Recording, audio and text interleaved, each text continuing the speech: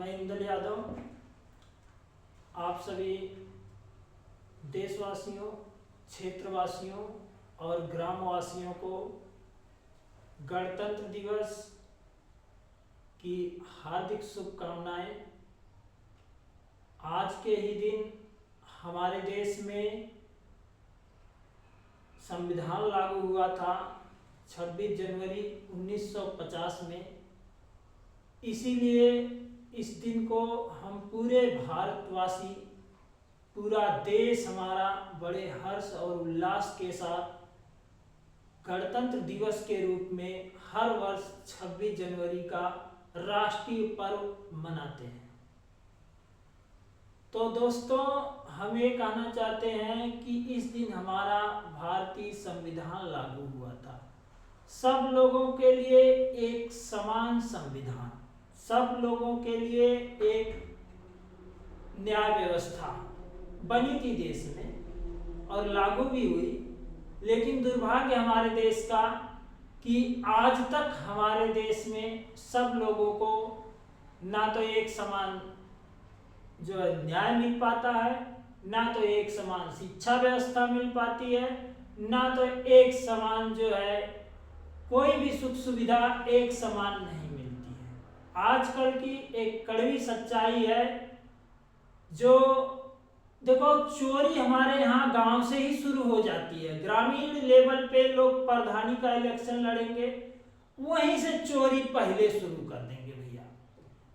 कैसे?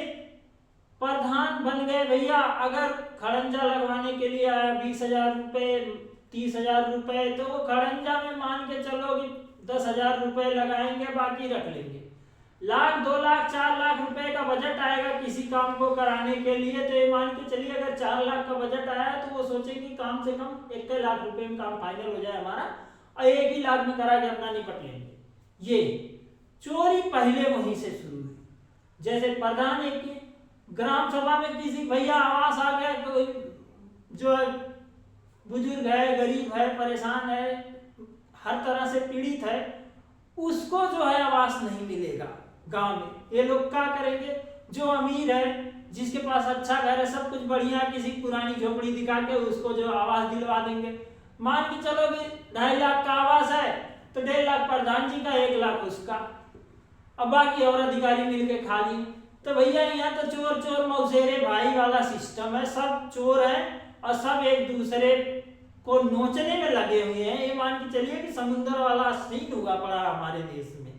जैसे छोटी मछली बड़ी मछली को खाती है, बड़ी मछली छोटी मछली को खाती है, फिर उससे बड़ी वाली उसको खाती है। उसी तरह से हमारे यहाँ सब सिस्टम चला हुआ। सब चोर है, चोर बस्ती बसा दी है एकदम ही। जान जाइए भैया, आप कचहरी में काम कराने चले जाइए, तहसील में काम कराने चले जाइए, वहाँ सबको सैलरी मिलती है। ऐसा नहीं है कोई बिना सैलरी का बैठा। सब एक, अगर आप पेपर जो है चेक करवाएंगे, एक रजिस्टर चेक करवाएंगे, तो उसको कहेंगे मुआयना कर रहे हैं, 50 रुपए दे दो। दिन भर में जितने भी लोग आएंगे सबसे 50 रुपए ले लेंगे। अब भैया अगर काम नहीं करोगे उनको साहब साहब कहते रहो। भैया ये हमारे देश की है लोकतंत्र व्यवस्था, उनको साहब साहब कहते रहिए। और वो भैया तुम्हें डांट के भगा देंगे। क्या बोलेंगे कि हम तुम्हारे लिए ही बैठे हैं का? अरे तो भैया किसके लिए बैठे हो? अमेरिका का राष्ट्रपति आएगा तुमसे मिलने? इनको ये समझना चाहिए कि पब्लिक सर्वेंट है, पब्लिक की सेवा कर रहे हैं, पब्लिक के पैसे से उन्हें सैलरी आ रही। लेकिन नहीं, वो पब्लिक, हमारे देश की पब्लिक उनको ही साहब बना देती है। रियल में तो साहब हम लोग हैं ना भाई, जो वो बैठे हैं वो तो हमारे नौकर हैं, पब्लिक सर्वेंट हैं। लेकिन नहीं, सरकारी सेक्टर में आने के बाद भैया सब अपने आप को एकदम समझो नवाब समझ गए हैं। भैया देश के प्राइम मिनिस्टर हो गए हैं हम तो, है ना, जो करवाना है कर लो। तो उनको घूस चाहिए, बेईमानी चाहिए, चुगलखोरी चाहिए, हर चीज दूसरे नंबर पे ये लोग ले रहे हैं। वहां से सरकार कुछ बड़ा दे, कोई मान लो किसानों के लिए कोई सुविधा दे दी, चाहे किसी के लिए कोई कानून व्यवस्था लागू कर दी, सरकार तो प्रॉपर तरीके से लागू कर दी। मान लो यहाँ आते आते बीच में आप कोई क्राइम करके जाइए तो भैया पैसा दे दीजिए, थाने में छूट के आ जाइए वापस। है वो घूस कहाँ तक जाता है भैया? राष्ट्र जो है आपका एसपी, डीएसपी, डीएम सब इन्वॉल्व होते हैं उसमें। तो हर लोगों से होते हुए मंत्री विधायक तक जाता, तब ये चोरियां चलती रहती है। और इसी वजह से आज हमारा देश तरक्की नहीं कर पाया है दोस्तों। जिस दिन ये सिस्टम खत्म हो जाएगा उस दिन समझिए कि हमारे देश में पूरी तरह से लोकतंत्र व्यवस्था लागू हो गई है। अगर जिस दिन लोकतंत्र व्यवस्था लागू हो जाए ना, हम सोचते हैं हमारा देश दुनिया का सबसे बड़ा देश होगा। अब विश्व गुरु बनने का सपना क्या, ये तो सही है, हमारा देश विश्व गुरु तो है ही, लेकिन जिस दिन हमारे देश से चोरी रुक जाएगी ना, सबसे नंबर 1 का देश है हमारा देश, और सबसे बड़ी करेंसी होगी अपनी भारत की। इसी के साथ हम अपनी बात खत्म करते हैं।